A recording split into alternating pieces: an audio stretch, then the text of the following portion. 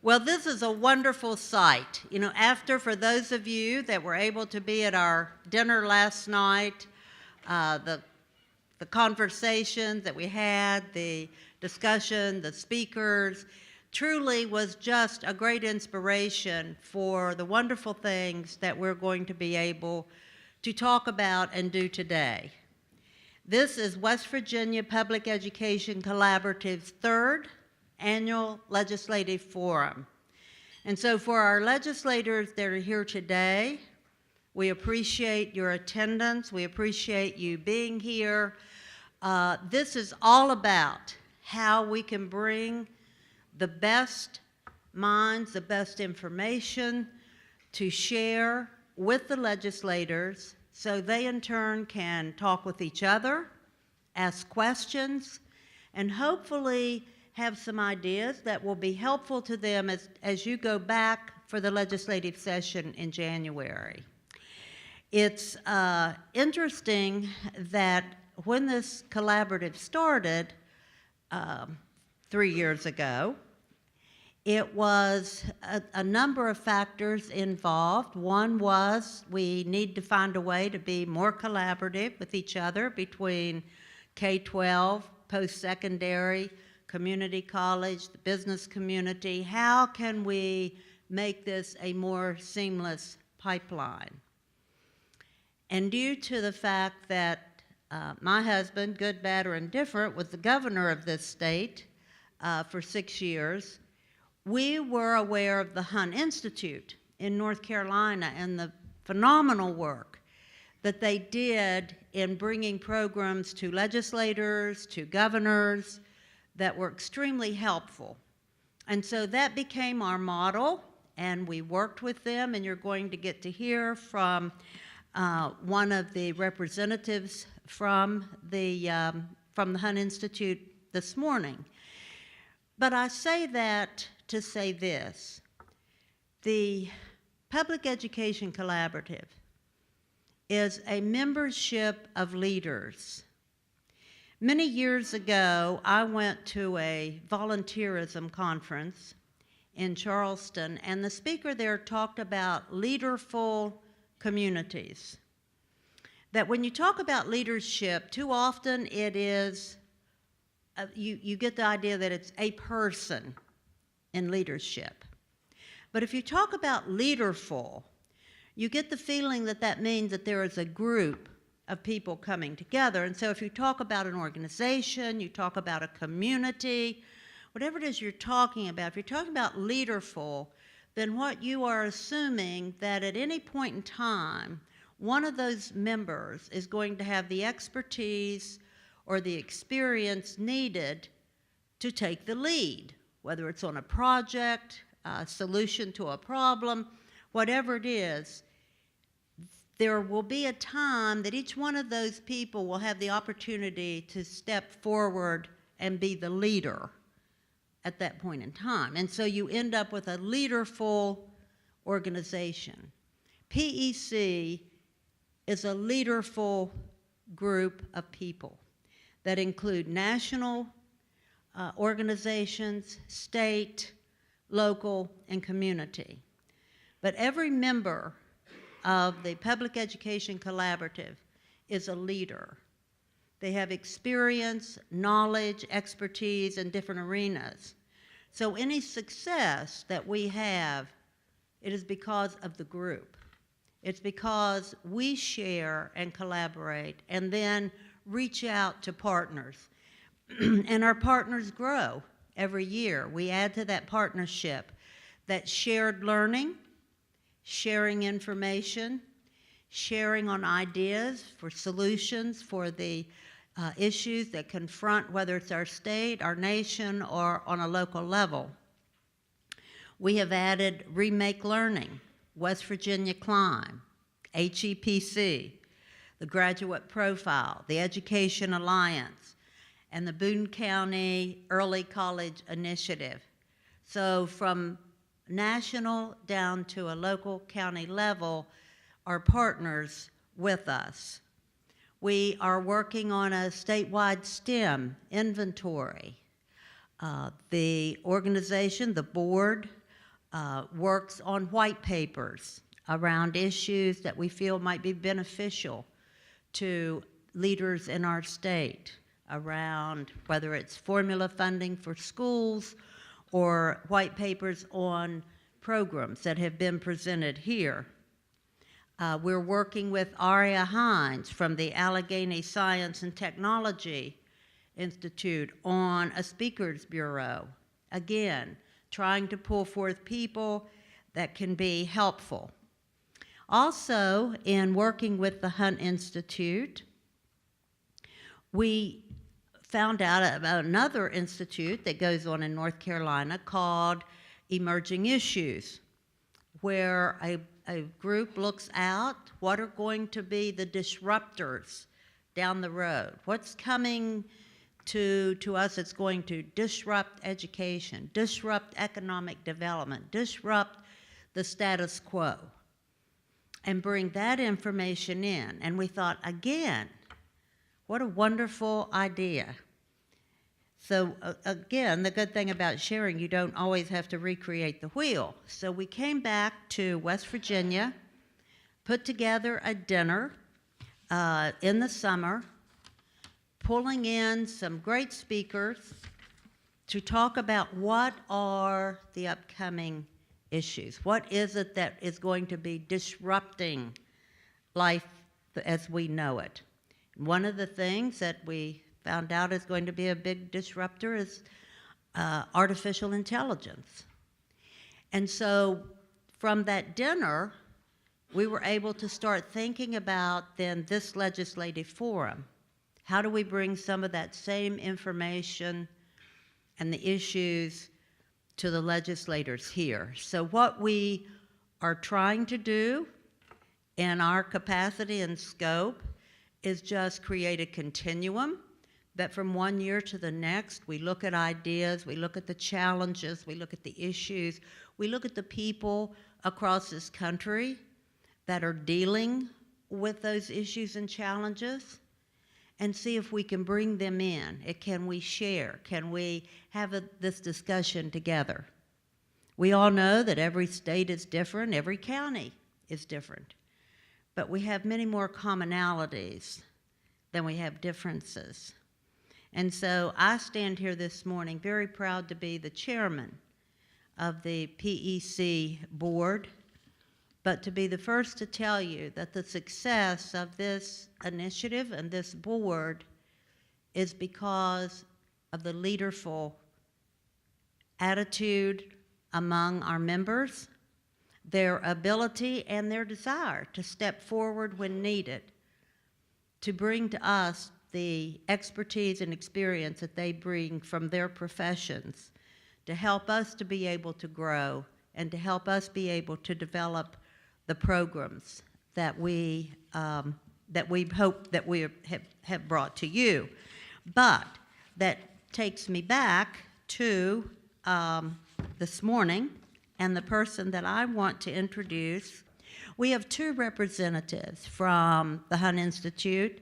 The first year, they were our mentors and had our back every step of the way.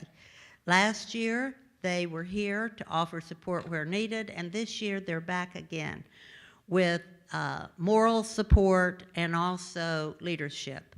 So we have with us, I'm going to ask Ray Covington from the Hunt Institute, and also Patrick Sims, who is the new research analyst for Hunt Institute, to come up and share a few words with us as our mentors and also just as our good friend from North Carolina.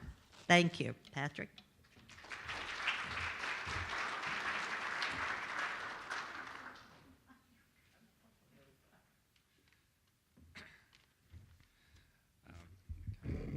So, Gayle, thank you for those remarks. I think the spirit of what you shared are exactly what I was going to say. So, everybody, you can thank Gayle for taking some of my time, so I'll be shorter.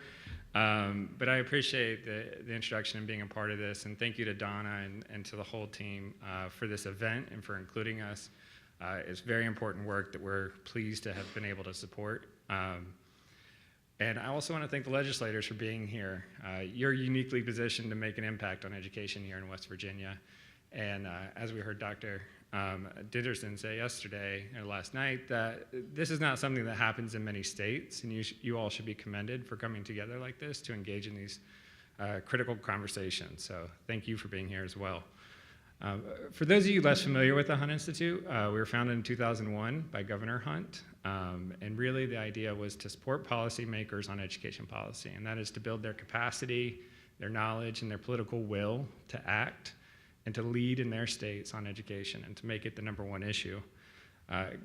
I say build political will, but really it's a nonpartisan vision, and Governor Hunt saw that from the beginning. And when he led in North Carolina, he led in a bipartisan way when it came to education to really bring people together for a commonality of helping children succeed in the world. We're based in North Carolina, but we work across the country. We've obviously worked here in West Virginia. We've been hosting an event like this in North Carolina for 15 years now, for 4 years in Virginia. We're moving to Missouri in January and continuing to expand that work, and we're excited about that. What these events are about is sharing evidence-based research, listening to practitioners, connecting legislators with the right people, be state experts, national experts, and Donna and Gayle put together an agenda that reflects that kind of approach where you have some really fantastic people here on the agenda. So I hope you get a good opportunity to hear from them and to learn from them. Finally, I'll just say that these meetings, we've seen a lot of success across the states that we've been in. Discussions have been raised, bills have come out of these meetings. Folks have been connected to the educators, to the researchers, to the people doing it and who have a lot of expertise to inform legislators when they go back into session in the next year. So we hope that when you leave today, you'll have actionable policy options to go back and to actually put what you're hearing into place. And we hope that you'll see the Hunt Institute as a resource going forward in your work as we can support you. So again, thank you all, and I'll turn it over to Donna.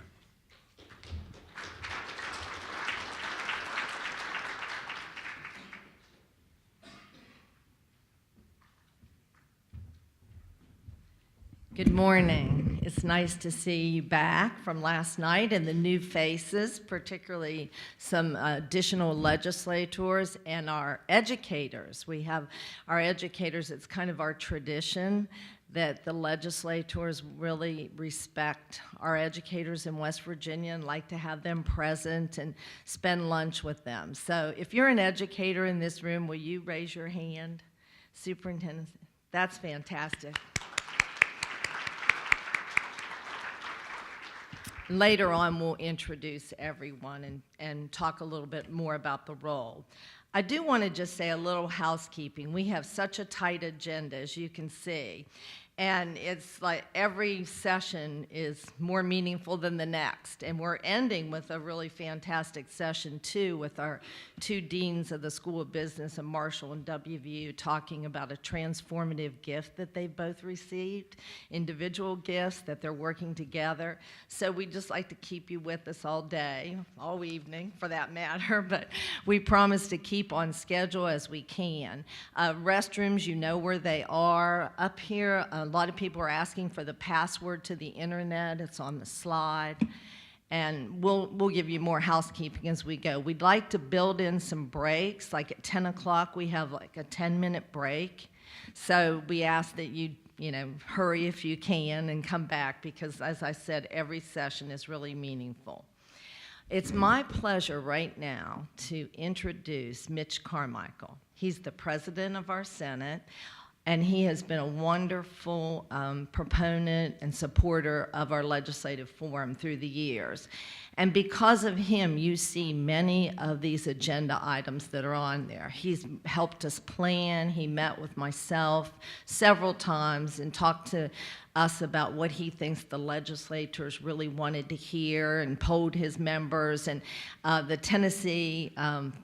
the Tennessee element that's coming up soon is all because of Mitch, and we really appreciate that. He also is very impressive is that he's open to innovation. And when you read in the program, and I don't know if you've had a chance to look at our wonderful program, but all the biographies are in there, and special thanks to Maggie McDonald for putting that together. But if you read his bio, you see that he is a national expert on IT, informational technology.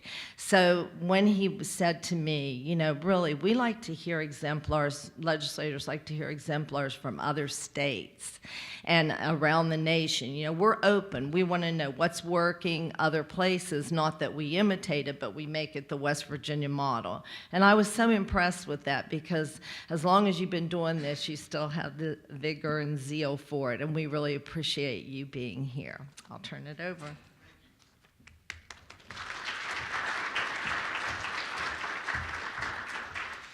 Well, thank you, Don. It really is a pleasure and an honor to be with you this morning. I was taken by the comment that each session is more meaningful than the previous one, and I notice I'm early in the program. So, but thank you so much, and to Gayle for your comments, and for the Hunt Institute for your participation in this program. There really is a moral and an economic imperative to improving the outcomes of education in West Virginia. And we should each approach that with a motivation that is the faces of the children and of the future of West Virginia in our eyes as we approach these policy decisions that we are confronted with. And there are so many people in the room that have played such a great role in this as West Virginia's economy is beginning to turn in the right direction. Our educational system is moving forward. We're making the investments in it that we need, have gone without for too long.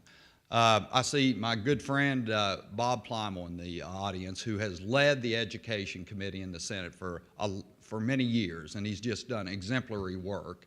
And so many, I see John Doyle, who's been reelected, and others, Steve Westfall, that has been on the Education Committee in the House. I know I'll miss others, but there are so many people who really do have a motivation, a desire, and a burning emphasis on education in our state. And I think it is so refreshing that we are making the necessary investments in our state for our teachers, for our students. And as we move forward, I want to talk about one initiative in particular and spend a little bit of time here with this, because there are a few sort of lingering obstacles that prevent West Virginia from achieving our full potential. There are several. One of those in particular, though, is our chronic unemployment / underemployment. Now we, in fact, are one of the leading states in the nation in terms of unemployment. We've made great strides, and in fact, we've reduced the unemployment in our state more than any other state in the nation over the past several years. But when you couple that with the fact that West Virginia has the lowest educational attainment levels in America, those two problems together confront us in terms of our economic vitality and ability to really move forward. So our solution to that problem, as we've talked about, we see what's happening around the country, and we want to bring best practices to West Virginia. We had a proposal, and we were going to continue to pursue this, and it is an inspiring proposal that should motivate each one of us to really get behind the concept of removing the financial barrier to community and technical education in our state. This state has many jobs that are available in those fields, in the fields of welding, HVAC, all the different aspects of community and technical education that can obtain a certification and get people to work. We see it over and over. There are those who have lost jobs in a particular industry, in a coal mine. While we are continuing to make progress in reemployment of those people and reopening those mines, there's still people with automation that lose jobs in particular fields that need retrained. And there is no reason why a person who has lost a job cannot be a productive member of society in another field.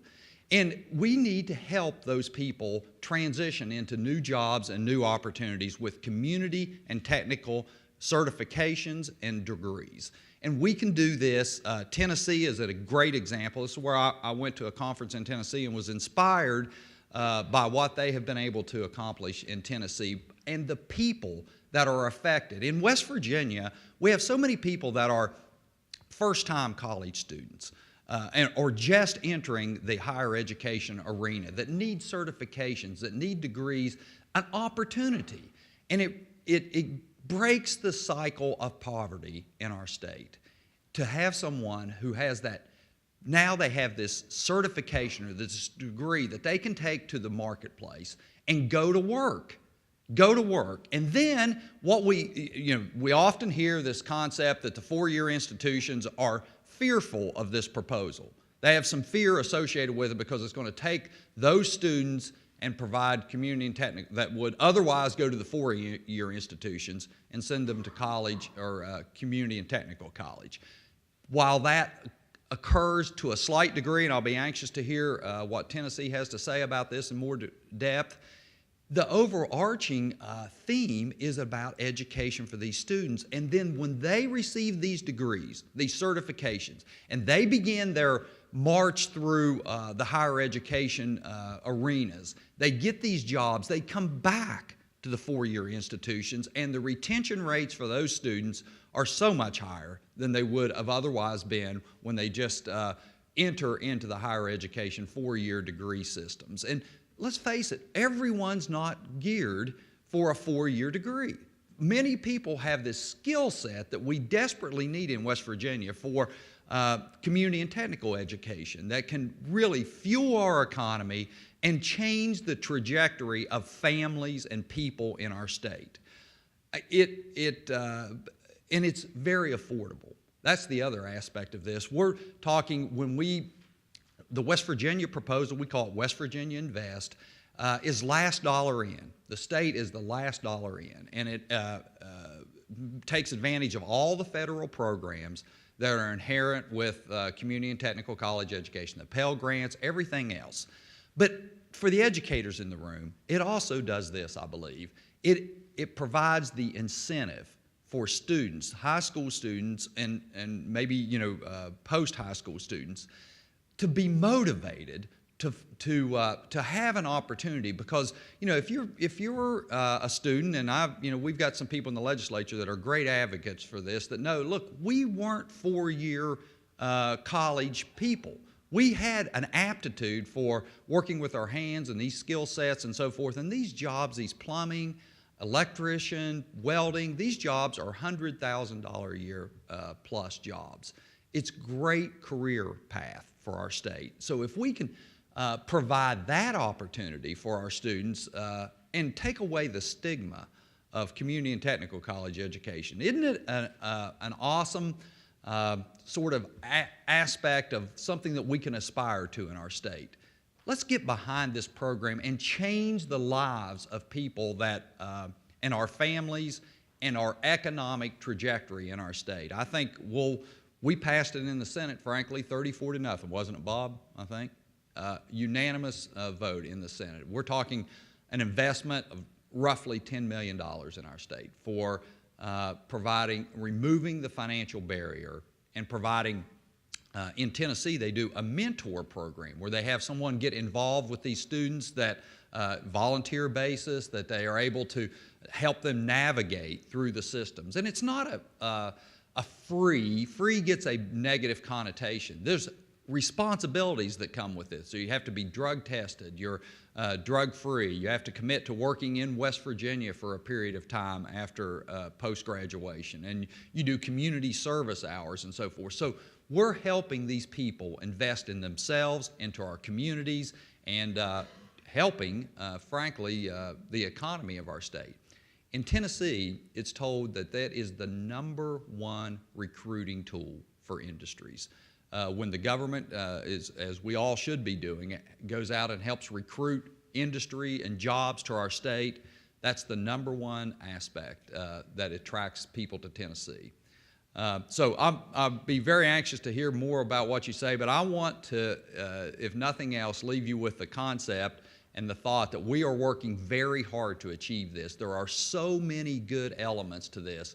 They're doing it in a few other states around the country. Why can't West Virginia be this state that helps these people achieve, breaks the cycle of poverty, and corrects two of our chronic problems that we have in our state with low educational attainment and high unemployment rates? Those are the two things that when we get people to work, we see our economy, our social welfare systems cost less, our drug addiction problems are ameliorated, they're less intense.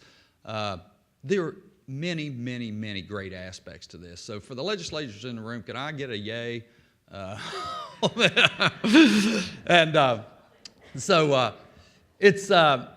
Someone talked about the political will to do these things, and I want to reemphasize the fact that we have the political will to do these things.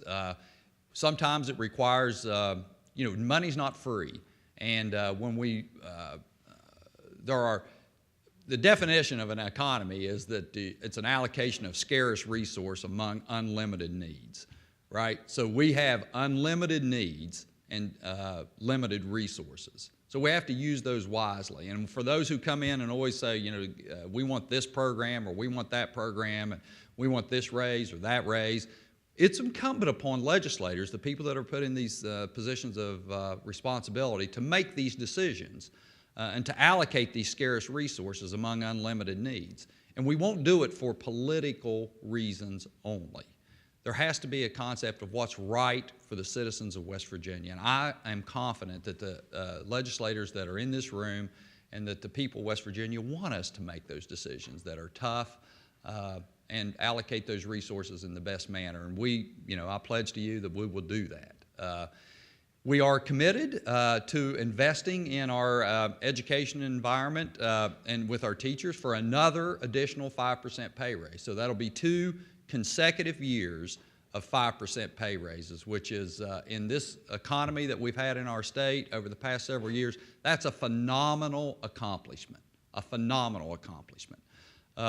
and so we're pleased and proud and know that they deserve every penny of it because it is, it is a difficult role. But we're going to continue to make these investments, and we're going to hold our education system accountable and make the tough decisions that will inspire and enable the citizens of West Virginia to have a world-class education system for our students. So I don't want to, I'll give you back a little of your time. I know you have each succeeding speakers even better and more, but